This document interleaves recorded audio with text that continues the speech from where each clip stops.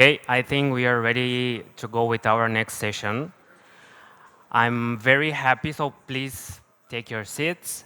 I'm very happy to present you three outstanding gentlemen and professionals who share today with us their experience in discovering the product market fit in Leanplum and after the successful acquisition in CleverTap.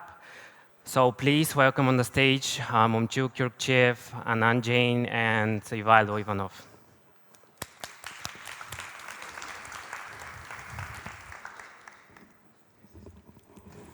Okay, hi everybody. I'm Momchil, and I'll be the first one to speak here. And so let's see here. Does this work? Yes.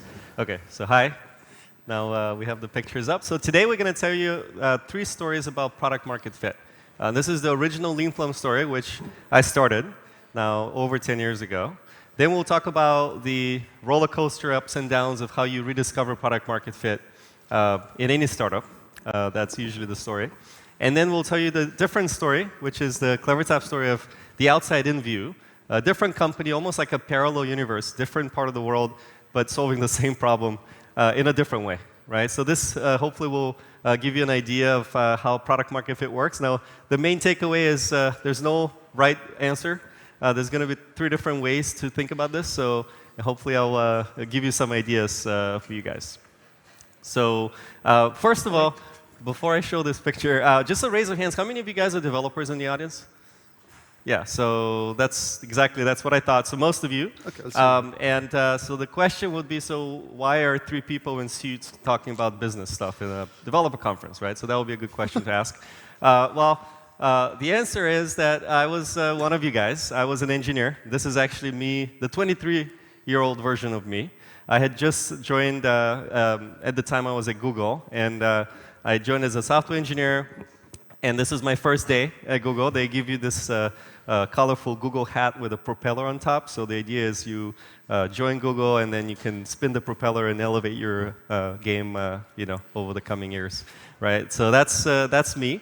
But I wasn't just an engineer. I always felt like I wanted to be a founder of a company. And the way I knew that is because, well, first of all, I very vividly remember in 1990 when communism fell apart, my uncle kept saying it, I'll say it in Bulgarian, "Най-добре да си частник," which kind of stuck in my mind, and I was 6-year-old, and it's just very, very exciting for people because they weren't allowed to start a company, back in the days when my mom and dad grew up, right? But I could. So that stuck with me. But then secondly, like even when I was an engineer, I always wanted to build things that people actually wanted to use, right? Even when I was building this tool at Google, which was a traffic routing tool, so super back-end, figuring out how to basically route traffic between data centers. I actually built the tool in such a way that all the teams at Google could use it. And so I went and talked to the teams, figured out what they wanted, tweaked it, made it extendable, easy to use, and so on and so forth. It just gave me a lot more pleasure to build something that people actually want to use, right? It just gave me a lot of pride. So that's that. And so the question is, okay, then what is product market fit? And one of my biggest fears, and the reason why it took me a while to start my own company, I spent 5 years at Google, is that I always felt like I'm just going to go and lock myself up in a room. I will come up with a brilliant idea, and my co-founder and I will build it, and then we'll show it to the world, and there's going to be crickets. Nobody's going to care, and we just wasted all of our time. And so I was just really, really afraid of that. So I later learned it's actually the other way around. What you do is you go and talk to a bunch of customers. You understand what their needs are, what are their burning pains, what keeps them up at night, and then you go build that product. And so by definition, you have a bunch of people that want to use your product, right? All you have to do is just build it, right? And so as soon as you shift that mind, this is what product market fit is. It means that you're actually building something that people want to use, right?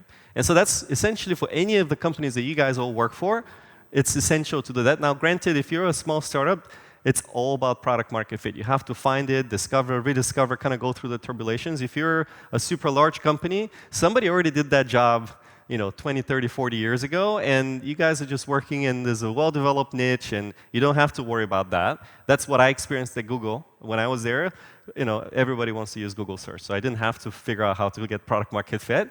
But for me, being in a startup now and the people that work with us, that's more of a top of mind kind of thing, right?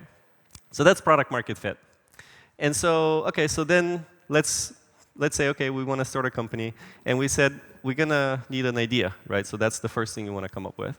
So my co-founder and I, we started brainstorming ideas. I remember we would meet at Starbucks every Sunday, and we have like a 2-hour session, and we had a notebook, and we would come up with every idea that could come up in our brains, and we'd just basically fill the sheet. We ended up with 20 ideas, and they were anything that you could imagine. Like, for example, the first idea we came up with was we'll build a product A/B testing platform for mobile apps. And the reason we did that is because I had built some A/B testing infrastructure for YouTube. I was working there. I had built it for the web, but YouTube itself was very much becoming a mobile property. People were starting to use it on the apps and on mobile. So I said, well, let me just build an A/B testing platform for apps, because that's where everybody's going to be going and using it.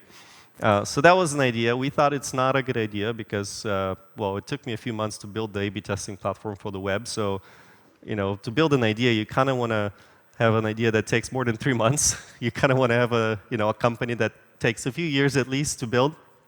So we thought, okay, that's not a good idea.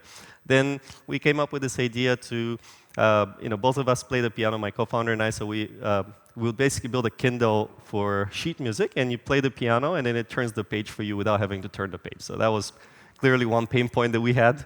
And another one was we had been building a lot of recommendation machine learning models, and we wanted to build essentially a repository of every machine learning model out there, and people can share ideas, and becomes like an open source community around that. We thought that everybody reinvents their own model, so why not share? So okay, that seemed like an interesting idea. In the end, what we learned is that, it's actually Paul Graham that said that from Y Combinator, that it's not just important to come up with a great idea, but you have to be the right person to build the idea. And why is that important? Because, everybody can come up with a good idea, but then the people that know how to build it or have actually built it before, they're going to run circles around us. So that's how we ended up going back to the first idea, the thing that we had already built. And we said, okay, let's just give that a try. So we said, okay, we're going to pick product A/B testing for mobile apps. So that was the idea. Now we have an idea. And I later learned that apparently in the real world, there's basically 2 types of companies out there. There's B2C and B2B. And founders of B2C companies typically solve a problem in their personal life. So for example, I have an acquaintance of mine. She started a dating app, and I'm sure she was perhaps looking at some dating challenges, and she started a dating app, right? Great. For B2B, you're usually solving a problem in your previous employer. And this is essentially what happened with us, right? So we had run into this challenge of not having a tool for A/B testing for mobile apps at Google, and ended up leaving and starting that. Okay, so then, we have an idea. Now, what do we do? What do we do next? Well, we want to validate the idea, right? So we entered an incubator called Techstars. It's a global incubator. This particular one was in Seattle, and the idea was, they get basically a batch of 10 startups, and they train them up to help them basically get off the ground. And we literally had nothing. We had a prototype of a product. We had never talked to any customers, but we knew, okay, well, if we're solving a problem from our previous employer, we know how to solve this problem, because we're basically building a product for ourselves, right? We had built the A/B testing platform at Google for ourselves, so that's what we're going to do. Well, turned out that wasn't actually the case. We went to this conference, PAX Dev. It's in Seattle. Hold on one sec. So it's a conference that's not unlike this conference. It's a developer conference, but it's a gaming conference. So gaming developers. And the idea was, we basically just went in and wanted to validate our idea. So just find our first customer, right? And so we started talking to developers, and literally everybody we spoke to, they're like, I'm not interested in an A/B testing platform. I'll just build my own. Okay, that makes sense, because we build our own at Google, so why would I expect somebody else to be using a third-party A/B testing platform? So that was a little discouraging, and we literally, for the 2 days of the conference, it was a 2-day conference, my co-founder and I, we went down the list. There was 200 attendees, and we divided the list in half, 100 attendees for me, 100 attendees for him, and we said, we're not leaving this conference until we talk to everybody. So I literally had a clipboard, and I basically printed out a sheet of paper with a bunch of questions. It's a questionnaire. We took the questions from a book called The 4 Steps to the Epiphany, which I highly recommend. It's the best book out there for finding product market fit in my mind. And it had the list of questions that you should typically ask when you're trying to discover what people actually care about, right? What keeps them up at night? If you had a magic wand, what would you change about the work that you do every day? What takes the most time that you wish you didn't have to spend on, right? All these kinds of like 4 or 5 different questions. Would you pay if we were to build a product like this for you, right? And so we had this list of 7, 8 questions, and I just basically had a clipboard. Makes me look innocuous, right? I'm like almost like a student, just walking around people, and trust me, coming from an engineering background, talking to 100 people at a conference in a day, it's not my skill set, but I kind of pushed myself. So I said, okay, let me do that. I have to do it. And it was super fun, by the way. I challenge all of you to do that one day. Like if you ever go to a conference and talk to everybody, by the end of the conference, I walk down the hallway, everybody's high-fiving me, like, hey, Momchil, oh, how is it going? Like, they all became friends of mine all of a sudden, right? I was the most popular guy at the conference, and I'd never done that before, right? So, but the good news is, okay, so we spoke to all these guys, and a pattern emerged. The engineers, they all wanted to build it themselves, but then when we spoke to the product managers, all of them were basically saying the same thing, which is I basically have to go and ask my engineer to build the A/B testing platform for me. Then if I want to run an A/B test, then I have to bug them again to launch the test, to tweak it, to do like a 10% like rollout, and then we have to measure the results of the A/B test, calculate statistical significance. All of that requires, again, to bug the engineer. And the engineers want to build the product. They don't want to be running A/B tests all day long, right? So then they really experience this pain of being essentially almost like hands are tied behind their back, and they are really focused on business metrics, the product managers.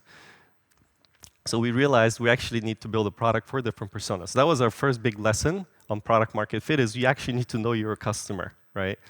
Who your customer is. In our case, we thought it's the engineer. It turned out it's the product manager. So we defined this really well. Okay, we said we're going to go and talk to all the product managers for gaming companies. This is a gaming conference. So we said, let's just start with gaming. Seattle is a good place to start with gaming because there's a lot of gaming studios out there. And that was the beginning of Leanplum, right? We actually found our first customer at the conference randomly by me talking to one product manager at a line at the lunch line, actually. And he agreed for us to go in and build the SDK into their product and test it. He didn't want to do it himself. He said, if you guys come to my office and do it yourself into our code base, then we'll agree to install your product. So, okay, so sure, whatever it takes, we'll do it. And that's how we ended up with a customer, right? Now, one challenge. Turned out, we also, when we spoke to all these people at the conference, everybody kept saying, oh, you guys are like Swerve. Like what? Well, Swerve. Okay, so it took me literally several days to type Swerve the right way, because it's not a very typical word that you come up with. But it turned out we have a competitor. So, and it's not just any competitor. We were 2 guys, no funding. These other guys were out of Ireland. They were 20 people. They had like $2-3 million of funding, including from the EU, and they were way ahead of us. I had no idea. So I go back to the managing director of Techstars program, and I said, look, I'm pretty sure we failed you because we told you we are going to be the first product A/B testing for mobile apps, for mobile games. And turns out there's already a competitor, and they're huge. They're way bigger than us. And he looks at me, and he starts laughing. He's like, you know what? Until now, I was actually worried about you because I thought there's no market for this. Now that you have a competitor, I realized you actually have a market. So when you're discovering product market fit, it's not just about the customer and you. It's also the competitors that also solving the same problem as a validation, in a way. Great. So now we've got product A/B testing. But we kept hearing the same challenge everywhere when we're trying to go and fundraise. Everybody's like, well, it's a good idea, but it sounds very small. Like, I can't imagine building $1 billion company out of an idea around product A/B testing for mobile games, right? It's a very, very small addressable market. And then that's fair. So when we pitched our Series A investor, that was actually our first investor that gave us significant chunk of money. They came to us and basically literally said, okay, why don't you just change the title of your slide from product A/B testing to mobile engagement? Just keep the rest of the presentation the same. So this seems pretty innocuous thing to do. Like you just change the title, and then all of a sudden you're in this hot new space called mobile engagement. So mobile engagement, essentially, the idea is it's a A/B testing is a means to an end. The end goal is usually to increase engagement, increase retention, drive onboarding, activation, essentially all the business metrics. How else can you do that? Well, you can send out messaging. You can do push notifications, emails, and so on, in-app messaging. You can A/B test those also. So they said, like, just expand the idea a little bit. Now we're in the mobile engagement space. Well, it turns out it's not that easy because you also have to build the product to send messages. Our product doesn't send messages. So that sounds like a challenge. And we had 10 people and maybe, I don't know, I'd say maybe about $500,000 in revenue at that time. But relatively easy to switch. So we basically kind of almost declared like a code red in the company and coded up the missing parts of the product, started to pitch the new product and found product market fit there. And then we started growing. We were growing tremendously fast. We were, reached $1 million, $3 million, $9 million in revenue, and so on. And we kept going. But this market on its own also wasn't big enough because it's still very constrained to mobile. Even though we went beyond gaming, it was very much working with mobile apps. And the other challenge we ran into is it just felt like the market itself, again, is not big enough for us to be able to build a large, big business out of it. So a few years later, we had a second, call it mini pivot, where we realized, we looked at our competitor set and we saw, look, everybody, our best competitors are really going into a space which is the email marketing space. And email marketing is where all the money is. Like if you look at historically in MarTech, in SaaS in general, so software engineering as a service, MarTech is where the biggest lion's share of money is spent. And in email marketing itself is literally $8 to $10 billion of spend every year. Huge. Clearly, nobody can say that we're not in a big enough space because there's been companies that have actually done this already in the past many times, and there's a big enough space. So they said, okay, great, we've already done this once. It's not going to be that hard. We might as well just try and essentially pivot our way into this email marketing kind of / customer engagement space. So really redirecting ourselves.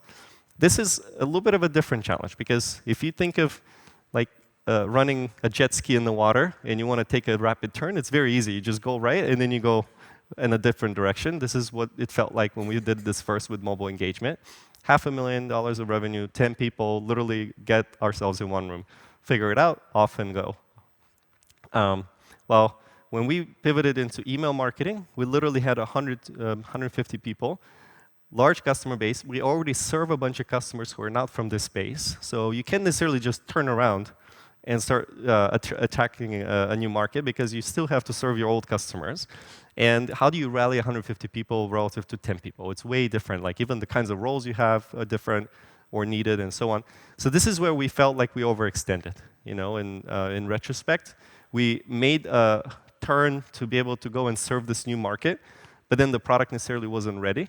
And so we ran into some product market fit issue, right? We basically acquired all these new customers. They weren't the best fit for us. They weren't happy with the product that we had. We were trying frantically to build a product, but then you also need to serve the existing customers. How do you make sure you don't forget about them?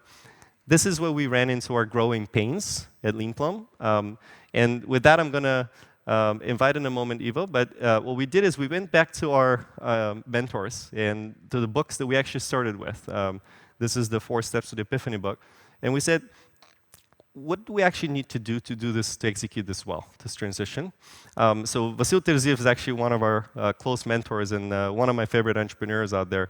And he said, look, Momchil, he literally drew this on a napkin for me. He's like, the way you do this is first you need to build a core business. This is your ideal customer profile, but you have to know exactly who you're serving and what's the value proposition. And then you carve out an adjacent space one at a time. But don't go all in just on the new space because you're going to forget about your base. You need to secure the base. It's almost like a fort, a stronghold. And then you go to the adjacent space and carve out a little piece. A little different approach from what we tried. So we said, OK, that's a good lesson. And then the second thing we did is we said, OK, let's go in and actually interview these customers, our own customers, and understand exactly what are the types of customers that we have, because we've expanded over the years way beyond gaming. We were literally serving everything to everybody. That's not a really good product strategy. We need to really refocus ourselves and understand who our ideal customer profile is, and then from there on expand and basically go from there. So with that, I'm going to invite Ivo to tell you the story of how we did that at scale.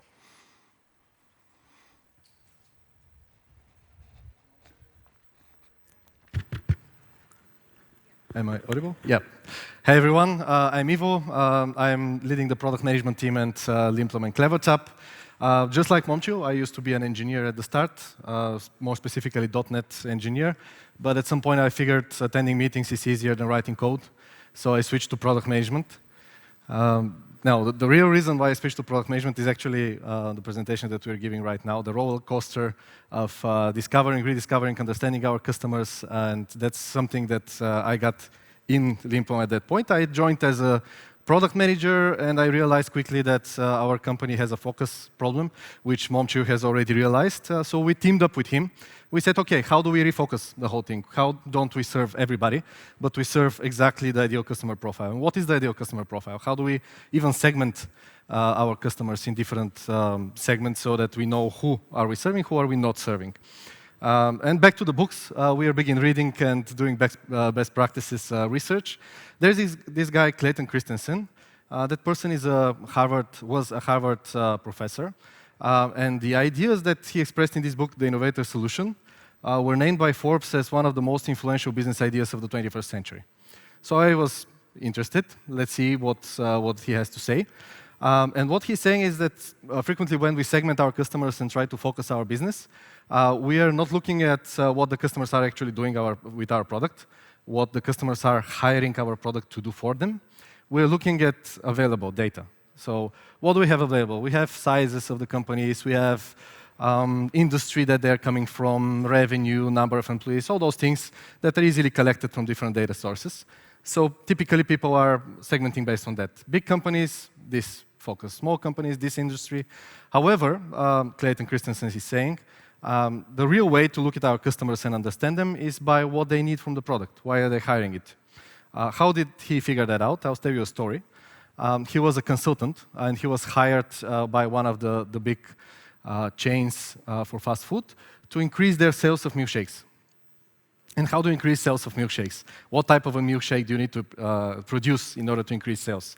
Bigger, smaller, more sugar, less fat, more fat? What are the tastes? All those things, they couldn't figure it out without him. So he sat in front of the chain, and he started observing the customers. What are the circumstances in which they found themselves when they were consuming this milkshake? And he found a very strange thing. Early in the morning, 8, 9, 10 o'clock, a lot of parents because they were stopping with their big vans in front of the chain, without their kids, enter the chain, take a milkshake, nothing else, exit, go back into the car, drive away. And this is like a huge, huge trend. Every morning that happens in the working days. So he started interviewing those guys. Why are you here? Why are you buying this milkshake? And what he discovered is fascinating because what they were doing is they just dropped the kids at school. They didn't have time to have breakfast because they woke up early to drop the kids at school. So now they're hungry. They cannot go without a breakfast up until lunch. But they're driving also. So while driving, it's tough to eat a sandwich or a donut or something else. So they are actually taking this one thing, which is both breakfast for them, and it's also some kind of an entertainment because it's a long drive to work, so they need something to do while they're driving. Imagine that scenario and how different that is from the typical kind of consumption scenario of a milkshake. And if you think about competitors of this milkshake, the competition of the milkshake is not the milkshake in the other fast food chain. The competitor is a sandwich from the corner store. So because they would otherwise have breakfast, right? So this is what they would replace this product with. And based on this deep understanding, he was able to drive actually the sales of the milkshake up because they knew what they are optimizing for and what are their customers. That's actually a job to be done, so-called, from their customers' perspective.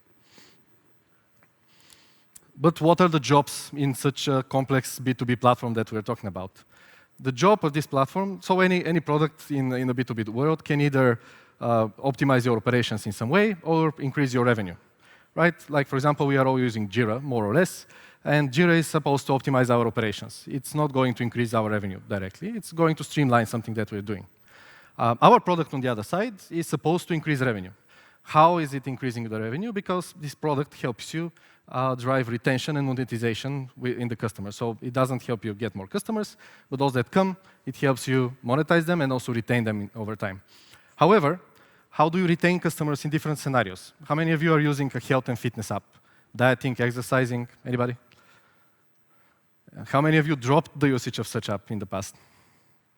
Yeah. This is the apps that are suffering the most, I think. So they're subscription businesses. So you wake up on the 2nd of January, and you say, now I want to diet, I want to exercise, and I'm going to pay a year subscription for this app, and now the whole year, I'm committed, I'll do the exercise, I'll do the diet. And what happens on the 3rd week? Most people drop. Now, we're December, the same year, the renewal comes, and you're supposed to pay the next year of this app. You don't even remember that this app existed in your phone. How would you resubscribe? You won't resubscribe. Most of the people won't resubscribe. The drop rate is tremendous. So you need to do a lot of things with products like ours in order to keep those customers. Those things, however, are very different from things that you would do if you're Amazon and somebody purchased something from you, and 2 weeks from now, you want them to come back and purchase something completely different. Or you're Adidas and you want to sell me sneakers after you have sold me a T-shirt. Right? So very different scenarios, very different context of using the same product. You still need to get the customers back, you need to retain them, you need to monetize them in a very different way. So we figured the jobs in this case are driven by the business model. If you are monetizing through subscriptions, you do some things. If you monetize through transactions, if you are Revolut and you monetize through transactions, you do completely different things. So how did we figure that out? We ran a Lighthouse customer program. We spoke with all the customers individually so that the key customers in different areas, we deeply understood their business to the extent that in the summer when we were vacationing, instead of reading a book, we were all playing mobile games because mobile games is one of the segments. We needed to figure out what mobile games are doing in order to increase their mobile purchases. That was the homework for the entire product management organization. We did data-driven analysis, so fun story. We have discovered that some segments, they are buying from us 2 times more than others. The win rate is 2 times higher, which means win rate is like how many of the customers that are coming are buying from us versus competitors choosing a competitor. And we said, okay, if we sell to these segments that are 2 times higher, we'll probably sell 2 times more, rather than selling to those segments that are 2 times lower. Fast forward 1 year, we look back at the data after concentrating on those segments, exactly 2 times higher revenue from those segments, exactly 2 times higher win rates, exactly as predicted by the data. So data-driven decision-making actually works. If you look at the data, you're more likely to make the right decision. And last but not least, a story that's useful for all of you that are in a product company. After working for a while in a product, you're not always an entrepreneur that builds the first kind of few things in a product. Sometimes you're working on a product that already has a lot of functionality. And for 1 year or 6 months or 3 months, you're not going to change a whole lot about this product. You're going to improve it, but you're not going to like 2x its value. So it's very important that you choose a segment which fits your current product as is as well. Therefore, we discovered that in the beginning when we launched the product, it was very fit for gaming. Guess what? It's still very fit for gaming. That was one of the segments that we concentrated on. We did roadmap, we did improvements, but the initial state of the product was important. And for those of you that are looking to drive such a change in an organization that's more than 100 people, it's not always easy. It's not just click a button and then you make a turn. To make a turn, you have to convince everybody. You need executive backing. I have teamed up with Momchil, but we needed backing from all the other executives in the company. So we sat together with them once in a while. We presented our strategy. We said where we need the product to go. And in the end of the meeting, guess what? They gave us thumbs up. How come they gave us thumbs up in the meeting? We had a new hire once in this leadership group, CFO, and he said, guys, this is amazing. You presented for 2 hours, and then all the different people in the room gave you thumbs up. How come? I've seen that only once in my past experience, and it was a Japanese company where 1,000 meetings happened before. So this is the formality of actually making the decision. It's not the debate of the decision. And we said, yeah, that's exactly what we are doing. That's the secret sauce of actually reaching a decision when you have like 15 functional heads from different sides of the company in the same room. You just have talked with all of them numerous times before that. And last but not least, we have focused people, not just processes and products. So we had dedicated people for the different segments of the market. Product managers for the different segments.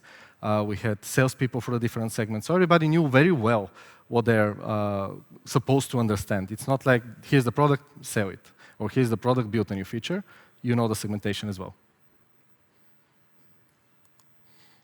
So all that, after happening, it actually put us in a much better spot.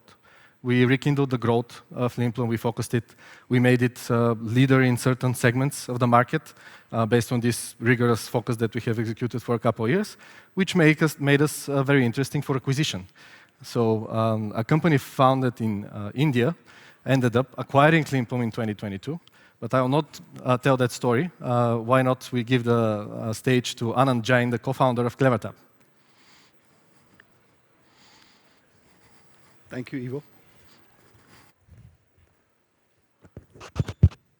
Thank you, Ivo. I'll tell the story. I mean, you heard it from Momchil and Ivo, how to how to start thinking of the idea, how to find product market fit. We did, we did not go down the same path. We did it in a different way.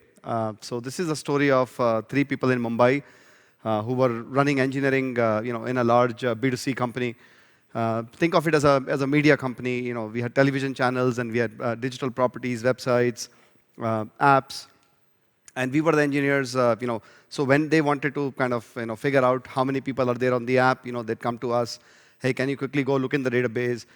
And we want to send out a breaking news to the users of the news app. We'd have to go in and write some custom script.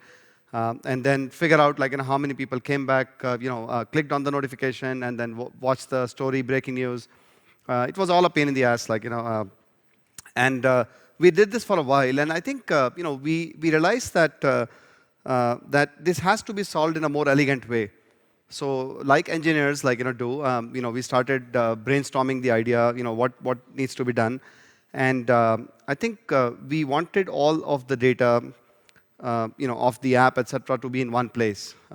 So I think during the research around this thing, we also we started forming an hypothesis that the phone is going to solve or going to be is going to lend itself to more and more use cases, right? Whether you want to watch a movie, book a cab, dating, food delivery, etc. It's all going to happen on the phone, right? Fintech, it's all going to happen on the phone. And please go back 10 years in time. That's when we had this epiphany. Number 2, the amount of data the phones are going to generate, on the user is going to be tremendous. And 3, our attention span is going to be divided. We are jumping from apps to apps. We are jumping, from apps to the real world. And most of the apps will have very little time to kind of, get your attention and to kind of give you what you came looking for. And all of this data across multiple, like push notification, email, whether it's in-app, SMS, etc., all has to be in one place, right? So you can kind of learn about the user behavior. You can figure out what the user came looking for, and maybe kind of serve them what's best for them. So it has to be in one place. The world's we needed some sort of a database that is 100% in memory, because it has to be real time. You can't say that, okay, well, there is a user who showed up on the app, and we're going to take some time to process the information. It has to kind of be kind of unlimited, store a lot of data, and process and react to everything literally in a few milliseconds. So we started looking for that mythical database, and we really couldn't find anything. I mean, everything that we looked at, of course, there was a lot of databases in the world, from MongoDB to MySQL to Oracle to whatever, but including products like Aerospike, but they were very cost prohibitive. So you have to do all of this for, and since we are from Mumbai, you have to do it for like 1 billion people, and in real time and a very cost efficient way. And I think that realization kind of, we were thinking about this a lot, and we couldn't just come to terms with it that the world has not had any database that can do all of this in very cost-effective way. So for us, the best thing was to kind of leave our jobs and start out CleverTap and build this database. So our starting point was, a very high conviction of the hypotheses that we had, and that the world, of course, the world doesn't need a database, one more database. We will build the product that solves marketing automation for like hundreds of millions of users, right? And for some of the most popular apps in the world. But to do that, we need to build this database. And I think that was a conviction. We did not do user interviews. We did not have a book that was our guiding light. We were just 3 engineers, and I think that was a path that we took sorry. Yeah, the 2 people on the couch are my co-founders, and the couch is from Sunil's mother-in-law's place. So we were that poor, and that's where we started. We quit our jobs, we found an apartment, and we started writing code to build this database. And I think the conviction was so strong. And of course, this was not just any other database. Like I mentioned, it has to be in memory, it has to be real time, has to deal with vast amounts of data, both for analytics, insights, segmentation, engagement. That we had to invent something from the grounds up. The beautiful thing about conviction is you can go kind of go convince the world that this is what the world needs at this point of time. So for us, when we started building the product, we were able to get Axel Partners, which is one of the largest or the best VC firms in the world, the investors of Facebook and Dropbox, to come and invest in us. So that was our early. That was that gave us a boost, and we got the founding team. And the people that you see in the bottom, is the founding team of CleverTap. Well, most of them, except for the guy in the black T-shirt, is still with us. And that, I think, led to building us. So we were in, I would say, literally in stealth, for about 30 months of our startup journey of perfecting this database. And right after we built the database is when we started building the product around that. I'll talk a minute, less than a minute. I'll talk 30 seconds about the database. So we branded this as Tesseract DB. It's purpose built for large volumes, but also for engagement that's built into the core technology. It's one of the biggest technical moats that we have. There is no one like us in the market who can ingest terabytes worth of data and make it available for processing in real time. And we work today with some of the largest customers in the world. And I think with Leanplum's acquisition last year, I think we are even more stronger. We look forward to many more years of solid partnership and growing, and hopefully kind of taking the Bulgaria tech scene to shine even more. Yeah, I think that's it, right? Thank you.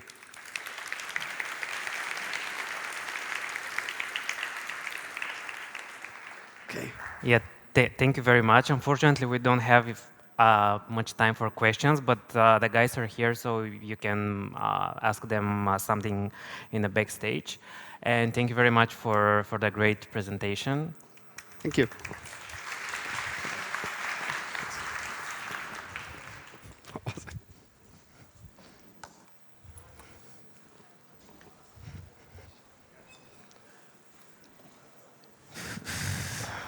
Don't you? Ah, tá aqui.